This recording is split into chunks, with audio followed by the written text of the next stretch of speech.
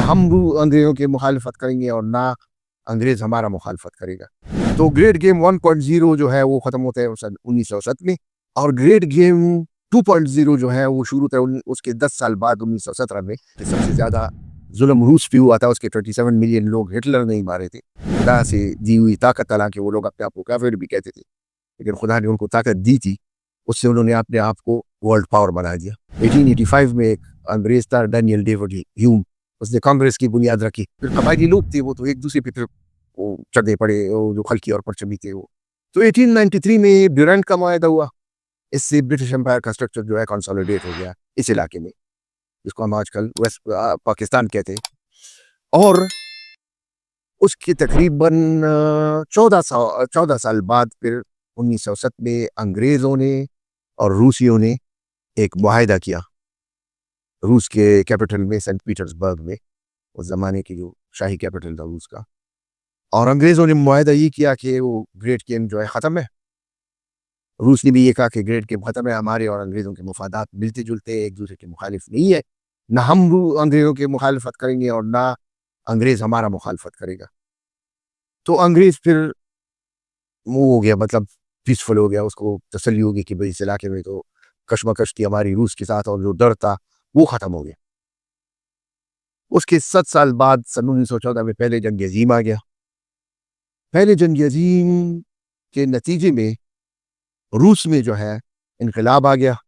انقلاب سن 17 میں آیا اور اس نے شاہی نظام کو الٹا دیا, اور اس کے اپنے پالیسیز تھی. تو یہاں پہ جو آپ نے پہلے اس پروگرام کے ذکر میں شروع میں ذکر کیا تھا 1.0 اور 2.0 کا, تو گریٹ گیم 1.0 جو ہے وہ ختم ہوتا ہے سن 1907 میں, اور گریٹ گیم 2.0 جو ہے وہ شروع ہوتا ہے اس کے 10 سال بعد 1917 میں, جب روس میں حکومت بدل گئی.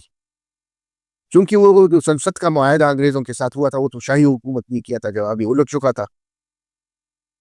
اس کے بعد جب کمیونسٹ حکومت آئی تو انہوں نے کہا کہ نہیں, ہم نے کمیونزم کو بھی سپریڈ کرنا ہے, ہم نے مظلوم جتنے اقوام ہیں سامراج تلے ان کو ہم نے چکانا ہے, اٹھانا ہے, ان کو ہم نے ان کی مدد ہم نے کرنی. تو انگریز کو دوبارہ خطرہ ہوا, اس دفعہ شاہی روس کے پھیلاؤ سے نہیں, اس دفعہ نظریے سے کہ بھئی یہ یہاں پہ کمیونزم لانا چاہ رہے ہیں انڈیا میں, اور انڈیا پہ کمیونزم کا اچھا خاصا اثر ہوا. الگوز گیک ٹی وی کی مزید ویڈیوز دیکھنے کے لیے ہمارا چینل سبسکرائب کریں اور بیل آئیکن پریس کریں تاکہ آپ ہماری نئی آنے والی ویڈیوز سے باخبر رہیں. انڈیا میں جنوب میں جہاں پہ انڈسٹریز لگی ہوئی تھی, کیونکہ کمیونزم تو ایک ایسا فلسفہ ہے جس کا تعلق مزدور سے یا انڈسٹری سے, تو وہاں پہ تو سب سے زیادہ انڈسٹریز آپ کے مدراس اور بمبے اور پنجاب میں اور ان جگہوں میں لگی تھی. وہاں پہ تو یہ چیز پھول گیا, بالکل پنا اور پھولا. تو اس وقت سے لے کے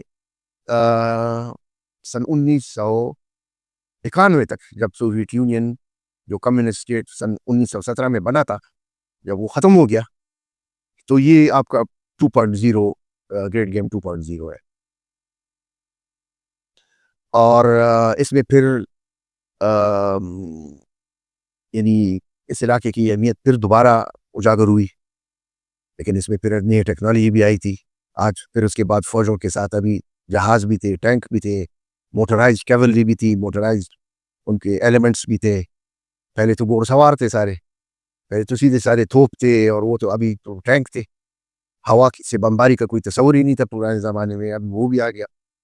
تو اس علاقے میں پھر انگریز نے توجہ دینا شروع کیا, اور یوں ہی سن 20 کی دہائی گزر گئی, سن 30 کی دہائی, اور اس کے ساتھ ایک اور خطرہ یہ بھی پیش ہوا تھا سن 30 کے آخر میں کہ دوسری جنگ عظیم شروع ہوئی تھی. ہٹلر کے افواج جو تھے وہ روس کے اندر داخل ہو گئے سن 41 میں, اور انگریزوں کو یہ خدشہ تھا کہ یہ روس کو فتح کر کے یہاں تک پہنچ جائیں گے اور ہمارے ساتھ ڈائریکٹ تھریٹ بن جائیں گی. اس لیے آج کل بھی آپ یہ درہ خیبر میں اور درہ توچی میں جو دریائی گزرگاہیں ہیں, اس میں ٹینک کے خلاف ٹینک آبسٹیکلز ابھی بھی دیکھ سکتے ہیں, وہ جو انگریزوں نے سیمنٹ سے وہ ایک بلاکس قسم کے بنائے تھے ٹینک کے نہ گزرنے کے لیے, اس کو مطلب راستہ نہ دینے کے لیے, جو 180-90 سال پہلے بنائے گئے تھے, آج سے ابھی بھی ہے. تو دوسرے جنگ عظیم کے ساتھ پھر یہ ہوا کہ انگریز کی قوت کا کباڑا ہو گیا. جو انگریز کا سامراج تھا. انگریز تو چھوٹے ملک تھے لیکن انگریزوں نے ایک اور ملک کا جنم دیا تھا جس کو امریکہ کہتے تھے. وہ ان سے آگے نکل گیا تھا. ان کے بچے تھے کیونکہ وہی انگریزی ثقافت تھی, وہی نسل تھی, وہی زبان بولتے تھے, لیکن وہ الگ ملک میں رہتے تھے. انہوں نے الگ ملک بسایا. ان کو جنگلیوں کا ایک ملک مل گیا تو جنگلی بیچاروں کو انہوں نے قدا کما کر دیا ان کا, اور ان کو ایک طرف سائڈ پہ کیا, اور انہوں نے سارا زمین چھین لی. اور زمین میں بڑے وسائل تھے اور انگریز ہے بھی بڑے کام والے لوگ, انہوں نے سے پورا فائدہ لے لیا اور امریکہ ایک ورلڈ پاور بن گیا. تو 1940s میں فنڈامنٹل چینج یہ آیا کہ ایک تو روس پہلے سپر پاور نہیں تھا, صرف ایک علاقائی پاور تھا. تو روس اجاگر ہوا سارے اس نے جرمنی کے خلاف یورپ میں بھی فتوحات کیے. اس نے اپنے آپ کو اس جنگ میں انٹرنیشنل پاور بنایا. حالانکہ سب سے زیادہ ظلم روس پہ ہوا تھا, اس کے 27 ملین لوگ ہٹلر نہیں مارے تھے, لیکن روس نے اپنی ہمت سے اور اپنے خدا سے دی ہوئی طاقت, حالانکہ وہ لوگ اپنے آپ کو کافر بھی کہتے تھے لیکن خدا نے ان کو طاقت دی تھی, اس سے انہوں نے اپنے آپ کو ورلڈ پاور بنا دیا. اور اس کی خاصیت بھی یہ ہے کہ اس کا سائز اور اس کے جو وسائل ہیں وہ ایک ورلڈ پاور کے ہے, کیونکہ وہ دنیا کے ایک سر سے دوسری سر تک تو سارا ملک پھیلا ہوا ہے. سب سے بڑا لینڈ ایریا رقبہ تو روس کا ہے, آج کل بھی ہے, اور اس زمانے میں تو 15 اور ممالک بھی اس کے ساتھ منسلک تھے سوویت یونین میں. تو سن 45 کے بعد جب یہ دوسری جنگ عظیم ختم ہوئی اور ہٹلر سرنگون ہوا, تو اس میں نئے سپر پاور جو آئے تھے دنیا میں, ایک یونائٹڈ اسٹیٹس آف امریکہ تھا اور ایک union of Soviet socialist republics USSR. وہ دونوں مخالف بن گئے. جو ہی جنگ ختم ہو گیا بس دونوں میں سر جنگ پھیل گئی. اس جنگ میں یہ بھی ہوا تھا کہ بلکہ اس جنگ سے پہلے انگریزوں نے جو انڈیا میں نیا کلچر بنایا تھا, اور خصوصاً نئے صدی کے آغاز میں, اور اس سے پہلے انہوں نے نیا کلچر سیاسی پارٹیوں کا بنیاد رکھا. 1885 میں ایک انگریز تھا ڈینیل ڈیوڈ ہیوم, اس نے کانگریس کی بنیاد رکھی. 1906 میں ڈھاکہ میں نواب سلیم اللہ خان نے مسلم لیگ بنائی, لیکن وہ بھی انگریزوں کے اس پہ مسلمانوں کے لیے ایک الگ جماعت بنانے کی اس نے کوشش کی. ہمارے مسٹر جنر جس کو ہم قائد اعظم کہتے ہیں یہاں پہ ابھی, ان جیسے بڑے لوگ نمودار ہوئے جو ایجوکیٹڈ تھے, مالدار تھے, انفلوئنشل پولیٹیشنز تھے اور اچھے قابلیت کے حامل لوگ تھے. وہ سامنے آ گئے انڈیا کے اسٹیج پہ. مہاتما گاندھی جو ہندوؤں کا, بلکہ ہندوؤں کا نہیں, انڈینز کا بشمول تمام ایک نیشنل فگر تھا, ایک روحانی فگر تھا, صرف ہندوؤں کا نہیں, حالانکہ وہ تو خود ہندو تھا ساروں کا. اس نے کانگریس پارٹی کی قیادت سنبھالی. تو انہوں نے, ان سارے لوگوں نے آزادی کا مطالبہ کیا کہ بھئی انگریز اب یہاں سے چلا جائے اور ہمارا جو ملک ہے ہمیں چھوڑ دے تاکہ ہم اس کو اپنے طریقے سے چلائیں. انگریز سے ہمیں جو ڈیولپمنٹ ملی ہے اس کو بھی ہم شامل کریں گے, اور ہمارا اپنا روایتی کلچر اور سیاست وغیرہ وغیرہ اس کو بھی ساتھ اس میں مکس کر کے لائیں گے اس کے ساتھ اور یکجا کریں گے. تو 1940 میں جب دوسری جنگ عظیم عروج پہ تھی, یہ چیزیں سن 20 میں بھی چلی, یہ تحریک اٹھتا رہا. اس میں خلافت موومنٹ جو تھا, جو سلطنت عثمانیہ کا جو انگریزوں نے کیا حل کیا فرسٹ ورلڈ وار کے بعد, اس کے خلاف جو مسلمانوں میں یہاں پہ رد عمل پائی گئی. پھر ادھر امرتسر میں جلیانوالہ باغ کا قصہ ہوا جس میں 400 لوگ مارے گئے پولیس فائرنگ میں. پھر یہاں پہ کانگریس کے لوکل نمائندے تھے جس طرح عبدالغفار خان, وہ کوشش کر رہا تھا کہ پٹھانوں میں کوئی جدید سیاست رائج کرے انگریزی بنیادوں پہ, لیکن وہ تو تھا خلاف انگریزوں کا, لیکن انگریزی سٹائل سیاست, وہ ماڈرن یورپین پالیٹکس وہ چاہ رہا تھا یہاں پہ. تو وہ کانگریس کا کارکن تھا. تو اس نے بھی تحریک شروع کی. پھر یہاں پہ بھی فسادات پائے گئے, جس طرح کی سخانی کے فسادات جو تھے 1931 میں, جو شہید تھے یہاں پہ اور مارے گئے تھے. اور پھر بیچ میں دوسری جنگ عظیم آ گئی. اس سے پہلے الہ آباد کا خطبہ تھا 37 میں, علامہ اقبال نے اس کو اٹینڈ کیا. پھر اس میں 1940 میں جو ہے وہ لاہور ریزولوشن والا. تو یہاں کے پالیٹکس ایک منفرد شیپ لے رہا تھا ٹوارڈز انڈیپینڈنس. تو انگریز یہ سوچ رہا تھا کہ میں ابھی بھی مفادات ہے, لیکن ان کے مفادات بدل گئے تھے. ان کے مفادات ابھی انڈیا تک محدود نہیں تھے. پہلے تو وہ جب ان بفر ایریاز کو بنا رہے تھے تو وہ اپنے برٹش راج کو بچا رہے تھے جو انڈس ریور سے اس طرف پڑی تھی. ابھی چونکہ 1932 میں سعودی جو مملکت جسے آج ہم سعودی عربیہ کہتے ہیں، جس میں ہاؤس آف سعود برسر اقتدار لایا گیا تھا 1932 میں، تو وہاں پہ تیل دریافت ہوا تھا. اور تیل جو ہے تو اس نے انگریزی یہ جو یورپین ٹیکنالوجیکل سین پہ اسے بڑا ریولوشن لایا. اس نے آپ کے جہازوں کا ایندھن اسے بنتا تھا، گاڑیوں کا ایندھن، گاڑیاں بھی بڑھ گئی. تو سارا جو یورپین یا ویسٹرن لائف سٹائل تھا وہ اسی پہ مبنی تھا. گاڑیاں چلانا، جہاز میں ادھر ادھر جانا، ان کی انڈسٹریز، پلاسٹک کا بننا. تو انگریز ابھی اس کو تو یہاں پہ قدم جمانے تھے. اگر وہ انڈیا چھوڑ بھی دیتا تو خیر انڈیا چھوڑ دیتا، انڈیا ابھی اتنی امپورٹنٹ نہیں تھی. انڈیا سے انہوں نے جو کچھ نکالنا تھا وہ نکال دیا اس نے. لیکن ابھی اس کو مڈل ایسٹ کے جو علاقے ہیں، جو آپ کے مشرق وسطی کے علاقے ہیں، جو پرشین گلف میں عربین سی سے جب گوادر سے آپ نکل کے ایران کی طرف جاتے ہیں اور دبئی اور قطر کی طرف جاتے ہیں تو پرشین گلف ہے. تو اس علاقے میں یہ آپ کا سارا تیل ہے. سعودی عرب بھی ہے، قطر بھی ہے، بحرین بھی ہے، عراق بھی ہے، کویت بھی ہے. وہ تو سارے آپ کا دنیا کا 90% تیل ادھر ہی سے آتا ہے جو مشرق جاتا ہے. تو ابھی وہ علاقہ امپورٹنٹ ہو گیا تھا اور انگریز کے لیے یعنی اپنی لائف بلڈ کے برابر جو ان کی ذریعہ زندگی تھی وہ وہاں سے تعلق رکھتا تھا. تو ان کو ایک ایسی ارینجمنٹ چاہیے تھی جس میں ان کے قدم اس علاقے میں یعنی جمے رہتے لیکن انڈیا بھی آزاد ہو جائے. تو انہوں نے پھر 1947 کے بعد جب وہ جنگ لڑایا جا رہا تھا سیکنڈ ورلڈ وار، اس میں انہوں نے پھر ایک ایسا کیمپین شروع کیا جس میں انڈیپینڈنٹ مسلم ہوم لینڈ تجویز بنانے کا تجویز انہوں نے مسٹر جناح کو. حالانکہ جناح صاحب پہلے کانگریس میں تھے تو انہوں نے یہ 1940 کے بعد یہ چیز یعنی they brought about this change اس پاکستان ریزولوشن کہ بھئی اب مسلم areas should have separate rule autonomous arrangement. تو انڈیا میں تو مسلم ایریا بہت ہے.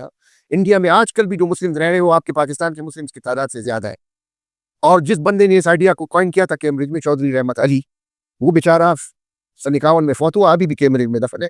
انگریزوں نے اپنے مخصوص علاقائی مفادات کو، جس میں انہوں نے روس کو تیل سے دور رکھنا تھا.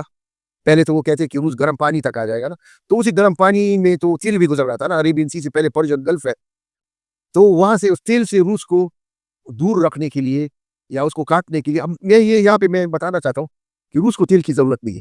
روس کے ساتھ اپنے تیل کے ذخائر جو ہے وہ دنیا کے سب سے بڑے ہیں، ان کے بعد عربوں کے بعد، بلکہ اس سے بھی بڑے ہیں. تو روس کے اپنے اندرونی تیل کے ذخائر ضروریات پورا ہوتے ہیں. روس کسی سے نہ مانگتا ہے نہ خریدتا ہے.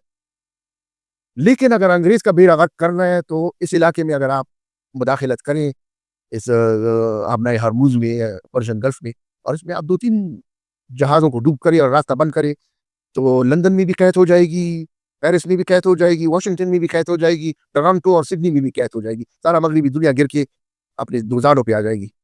تو پھر اس کے بعد جی 47 کے بعد جو باب شروع ہوتا ہے، اس کا آخری باب 2.0 کا، وہ 78 میں افغانستان میں جب سوشلسٹ انقلاب لانے کی کوشش کی گئی تھی افغانستان کی حالت کو بہتر کرنے کے لیے اور اس کی جہالت کو اور اس کے لوگوں کو بہتر کرنے کے لیے. جب وہاں کے کچھ کمیونسٹ عناصر تھے انہوں نے پارٹی بنائی اور انہوں نے انقلاب لایا فوج کے ذریعے، حکومت کا تخت اٹھایا. وہاں پہ سردار داؤد تھا جو اس کا پتہ نہیں چلتا تھا، وہ تو اپنے آپ کو ریفارمر کہتا تھا لیکن حد سے زیادہ ریفارم نہیں کرتا تھا کیونکہ وہ خود شہزادہ تھا. اپنی شہزادگی اور اپنی رائل حیثیت کو تو وہ ختم نہیں کرنا چاہ رہا، تو اس کو مار دیا انہوں نے اپنے محل میں. تو اس کے بعد پھر جب وہ آگے تو وہ تو پھر قبائلی لوگ تھے، وہ تو ایک دوسرے پہ پھر چڑھے پڑے. وہ جو خلقی اور پرچمی تھے، وہ اس میں پرچمی کچھ گزارا حال لوگ تھے کیونکہ وہ فارسیوان تھے، شہر کے سلجھے ہوئے لوگ تھے لیکن تاجک تھے.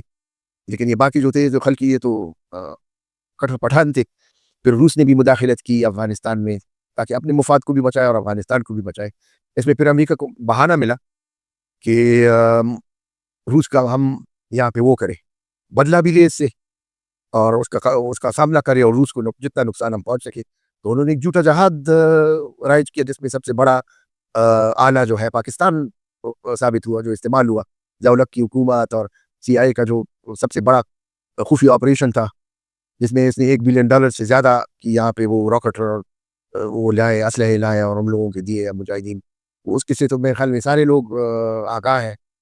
تو یہ جو 2.0 والا جو وہ ہے یہ جاری رہا. اور یہ میرے نظر میں کیونکہ اس کے بعد پھر جب انقلاب ختم ہوا اور روس کلیپس ہوا، سوویت یونین کلیپس ہوا اور روس برسر اقتدار دوبارہ اثر نو تشکیل ہوا رشین فیڈریشن میں. تو وہاں پہ کمیونسٹوں کی حکومت بھی ختم ہو گئی اور وہاں پہ پھر مجاہدین آ گئے 1 سال کے لیے 1.5 سال کے لیے. جی وہ احمد شاہ مسعود بھی آیا, اس میں جمعیت اسلامی والے بھی آئے تھے, اور پھر اس کے بعد پھر طالبان آ گئے, مولا عمر آ گیا. تو پھر مولا عمر کے آنے کے بعد جناب یہ چیز ان پہ بیک فائر ہوئی 9/11 کی شکل میں. امریکہ اور پاکستان دونوں پہ یہ لوگ ان کے مخالف بن گئے.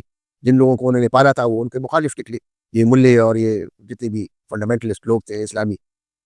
تو پھر امریکہ نے انویژن کیا 2001 میں افغانستان کا, اور اس کے بعد 20 سال وہاں پہ گزارے, لیکن وہاں پہ انہوں نے کچھ کیا نہیں, کیونکہ ان لوگوں نے چھوڑا نہیں وہاں پہ. جس طرح میں کہہ رہا تھا کہ انہوں نے انگریزوں کو بھی نہیں چھوڑا. ٹھیک ہے, بگرام میں انہوں نے بڑے اڈے بنائے, بڑی عیاشی بھی ہوتی تھی وہاں پہ, چنڈن میں اور بگرام میں اور کندہار میں, اور بڑے امریکن ادھر ادھر گھومتے تھے.